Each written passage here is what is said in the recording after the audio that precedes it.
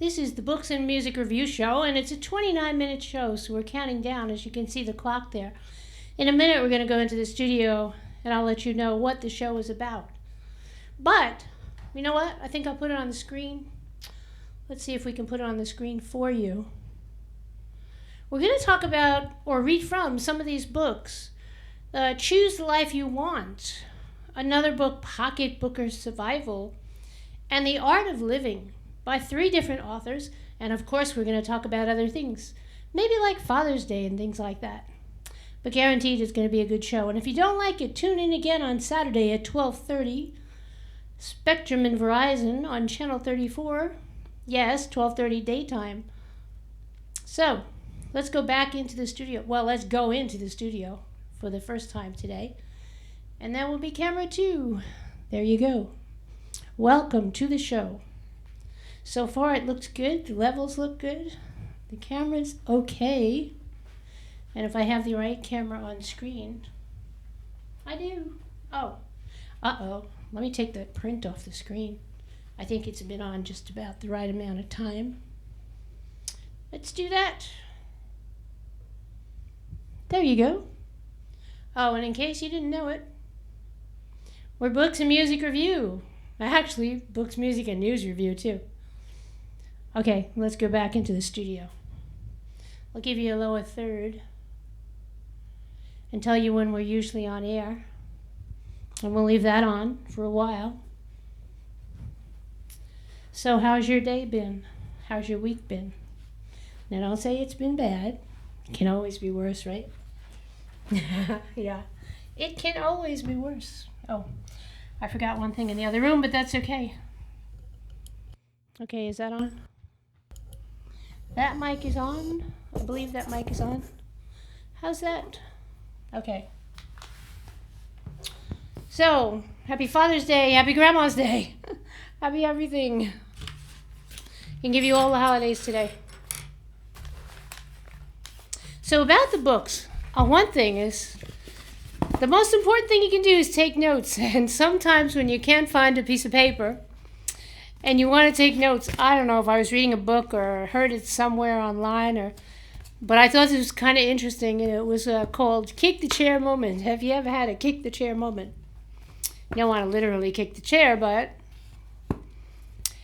it had 6 points, 7 points, and I'm going to see if I can read it. I scribbled it on a paper plate because I had no pad at the time. So your kick the chair moment, it starts... Number 1 starts, oh, this is terrible. I can't read my own writing. I really did scribble it.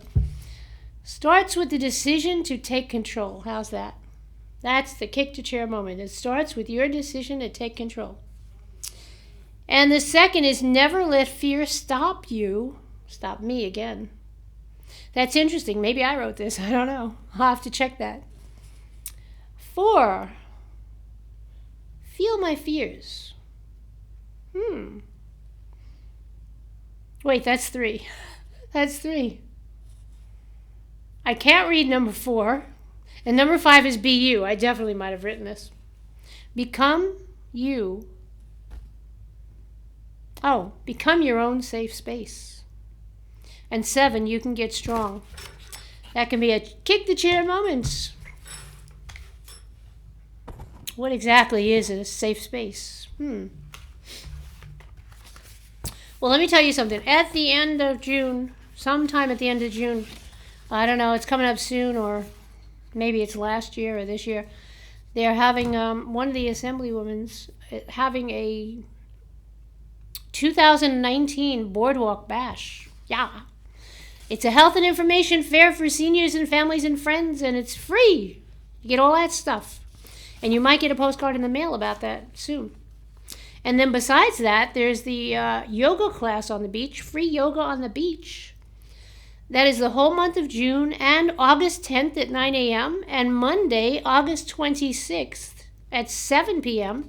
According to this postcard, relax, refocus, and recharge yoga on the beach. Bring your yoga mats and arrive 15 minutes early to get a good spot. Join Nicole for yoga on the beach. This is all free. That's good. It's free stuff. We're not selling anything. Sound like I got a sore throat, right? I could get a candy. I don't have a lollipop, but I actually do have, but they're not here at the moment, so we'll try a candy. I don't know how this is going to work with something in my mouth. We'll see. Okay, so the first book that I wanted to talk about, that doesn't work. I might get rid of that. It's called Choose the Life That You Want. Now, Choose the Life That You Want was written by... Who was it written by? It was written by Tal Ben-Shahar, PhD. And it was written quite a while ago. So there is some whole bunch of table of contents, a whole bunch of chapters. I circled some of them kind of interesting. Chapter 6, Make a Difference. Are you making a difference? Chapter 10, Actively Learn the Lessons of Hardship. Chapter 14, Savor Life. Chapter 17, Remind Yourself of Your True Self. There's a whole bunch of chapters in between. There's Be Hopeful and Optimistic, Be Present. Observe the Storm, Be Open and Sincere, Perceive Difficulty as a Challenge. There's Simplify Your Life. That covers a lot of them. Appreciate your family and friends, and have patience. That is very important, to have patience. Let's see what that says. On page 99, have patience. Oh, I can't wait to get to that page. I'm kidding. Have patience. Some of us think that holding on makes us strong, but sometimes it is letting go. Herman Hesse. Hesse. I don't know if you pronounced that right. And that's a whole chapter. Patricia Walden, since we were talking about yoga, check this out. The renowned yoga teacher says that the most important part of yoga practice is the end. When the practitioner lies down flat on their back, hands to their side, resting on the floor, the legs straight and comfortably relaxed. This pose, called Siyavasana corpse, is about yielding to the force of gravity, allowing the floor to support us. It is letting go of tension and release the pressure in every part of our body. Though we can also release the psychological tension we may be holding on to through this. So that was just a little bit about the yoga. But this book is not about yoga. It's about everything. One chapter is about experience excitement. You could not step twice into the same river, for other waters are ever flowing onto you.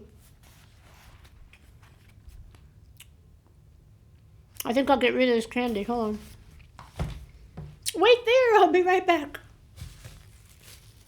And I have just a thing to get rid of it in. Wait, I'll be right back.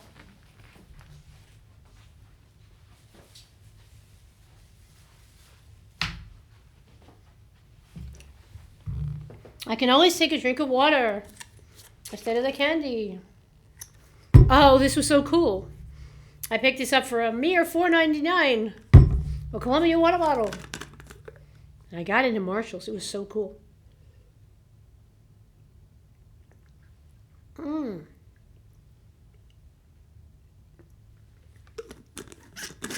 Oh, it's just the right amount.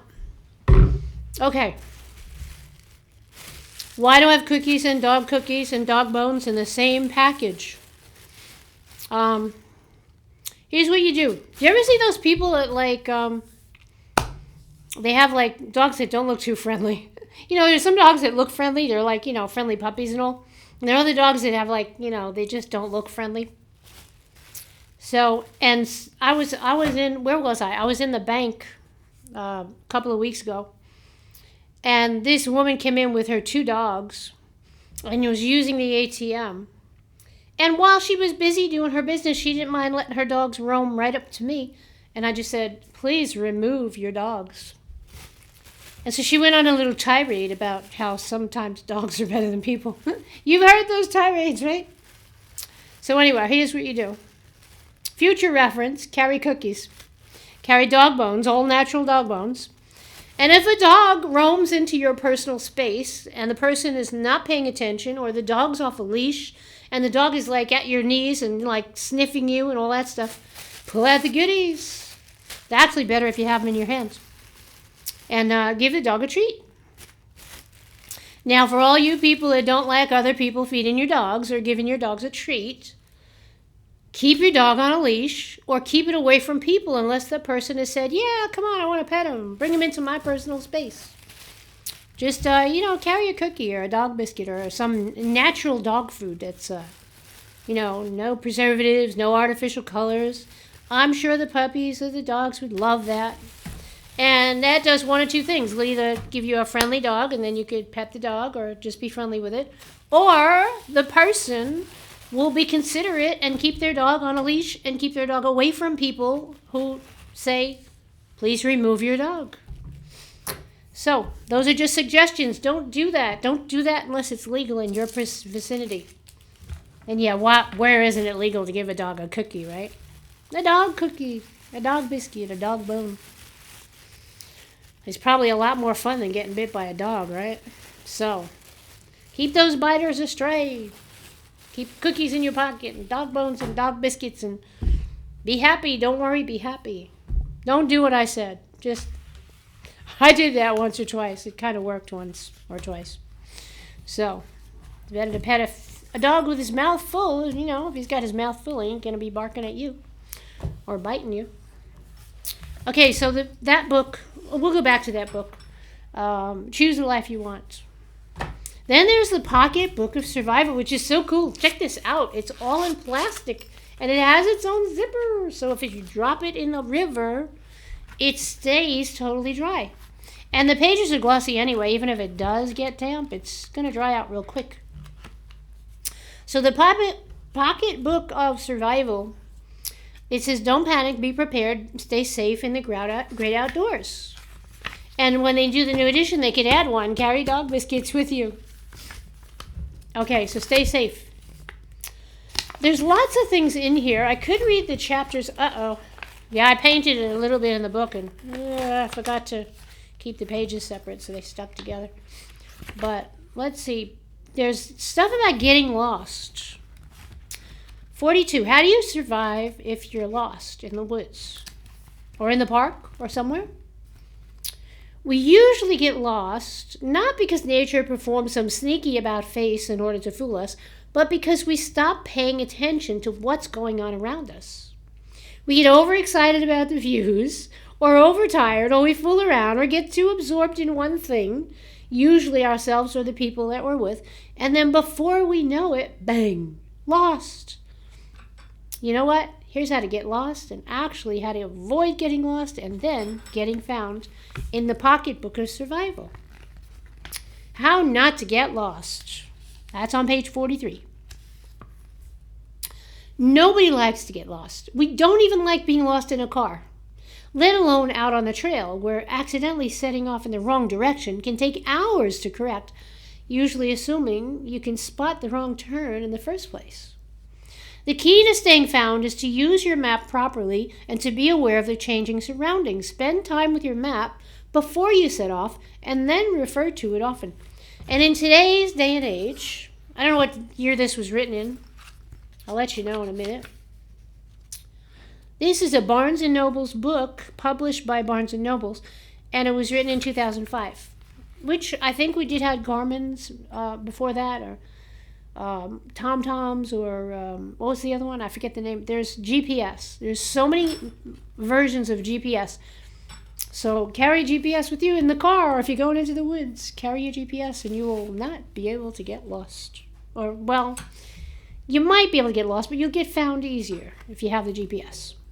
Yes, I've been lost with the GPS. Now, when you reach the trailhead, open out the map so the part you're viewing roughly coincides with the real landscape in front of you. Try to take some time to orient yourself and pick out any visible major features before you set off.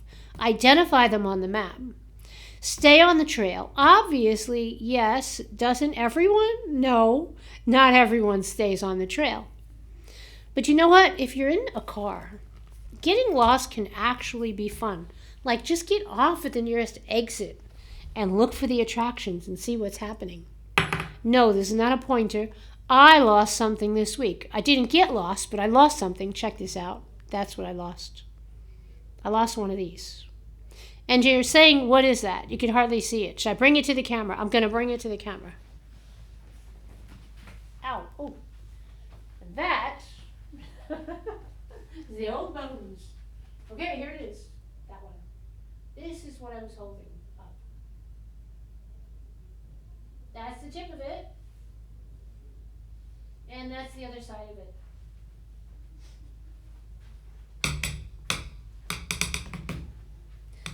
So what is it? What is it? What did I lose? I lost one of these. No. Da, da, da, da, da. It is not a drumstick. No. It is not a weapon. It is a stainless steel chopstick.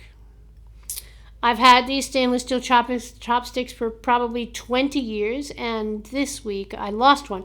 So if you found one, would you send me an email and let me know where you found it? Because I really appreciate it. They're kind of sentimental chopsticks. I lost one of them. So I have one and you have one, and call me if you got that one. Thank you. I guess I could give a small reward, like some lollipops or something like that. That's my chopstick. Do you have it? I just like it. And yes, I know how to use them. Back to the survival book, the Book of Survival. There's something when you get lost, it's called a stop principle. Stop. S-T-O-P. Sit. Stop what you're doing if you're lost. Don't walk any further. Stop and sit and admit you're lost. T. Think about the last time you can remember when you knew your location. The last place that you actually knew where you were. If it's close by, or if you're supremely confident that you can backtrack there, then head to that spot. Otherwise, stay where you are. Oh, observe. Look around. Get your map and compass out. Check the notepad for written record of the trip so far, and see if you can work out where you are. If there's a higher ground close by, real close by, and you don't want to get more lost, go up and take a look, and you might be able to quickly find yourself that way. NP, S-T-O-P, plan. If you're definitely lost and you can't backtrack and there's no obvious way to find out where you are, stay calm. The best plans are made by calm people. That's the truth. Don't panic. And this is good advice for life in general, not only when you're lost. Don't panic. In stressful situations, the body's natural reaction to is panic. This does all sorts of stupid things to your brain. First, it stops your body from thinking about long-term survival, and it gets thinking about short-term survival, running away. This is the so-called flight response, and it can literally have you running around looking for a way out. The panic state releases adrenaline, increases your blood pressure, accelerates your breathing. If you feel yourself sliding toward panic, take 10 nice, slow, deep breaths, counting them out each time. Repeat this a couple of times, and you'll feel the panic pass. It really works, according to this guy. The book is by Rob Beatty. Beatty. I don't know how you say that. And there's also a thing here that says never trust anyone. Not in life you should trust someone.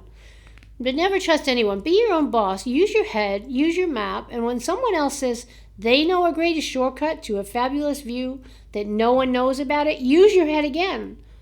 If you can find it on the map and see how to get there and back safely, that's fine. But if not, forget it. Relying on someone else to remember how they got somewhere and then have them explain it to you is another quick way to get good and lost.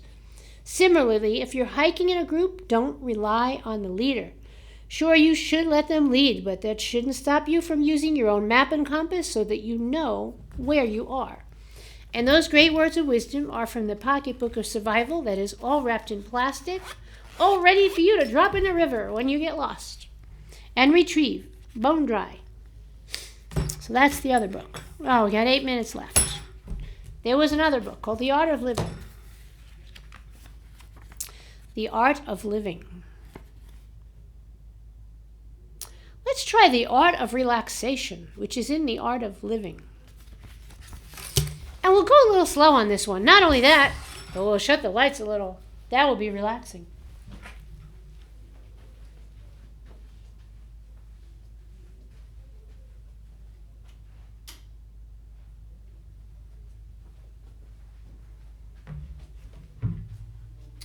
The Art of Living and the Art of Relaxing. I'm very relaxed in the studio.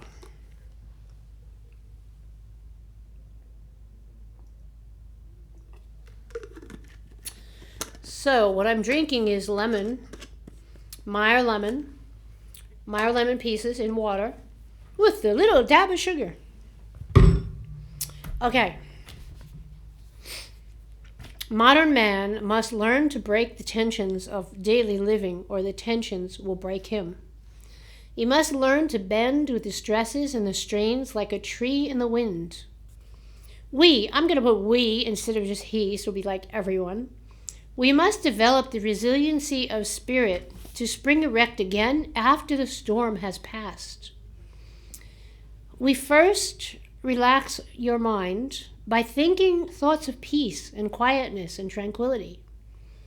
Then mentally picture the placid pool amidst whispering pines and put yourself in tune with nature's calming mood.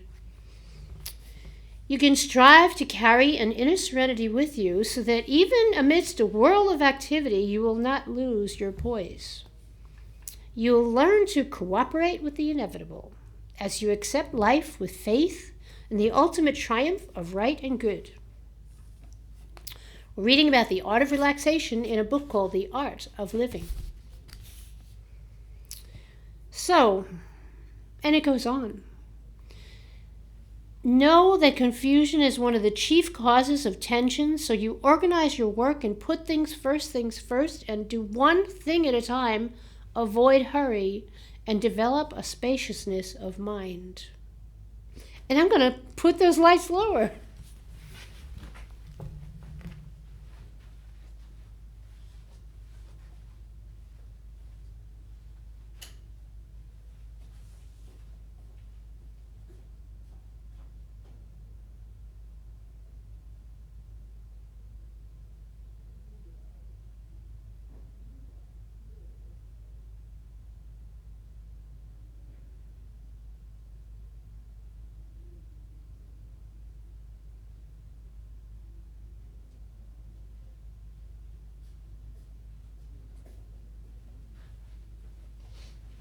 So, back to the relaxation. The art of relaxation. So I put the lights lower. I told you we usually air at 12:30 on Saturdays. It's a daytime show, books and music. So, take time for meditation or prayer if you prefer that. Meditation, prayer, meditation. Mix it all together. Meditate on Jesus if you like. You accept the wise counsel of Emerson, who wrote, "Place yourself in the middle of the stream of power and wisdom which animates all whom it floats, and you are without effort impelled to truth, to right, and a perfect contentment." Let's go on to something else in the art of living. We have like 4.5 minutes left about. The art of laughter. Meet the challenge of life with the art of laughter. Take a tip from Will Rogers, who observed people with laughter in their eyes and love in their heart and declared, "I never met a man I didn't like." Learn laughter from the little children by thinking their thoughts and dreaming their dreams and playing their games. Develop a playful attitude towards problems and toss them around and handle them with a light touch. 4.5 minutes, I'm going to have to say something. Books and music review, books, music, and news review. I heard that baker was sued again. Yes. Again, he's being sued. It seems that some people are going in and suing the Christian baker because he doesn't want to bake certain kinds of cakes that are against his religious or spiritual beliefs. And he won the first case, and He's being sued now, I think, for the third time.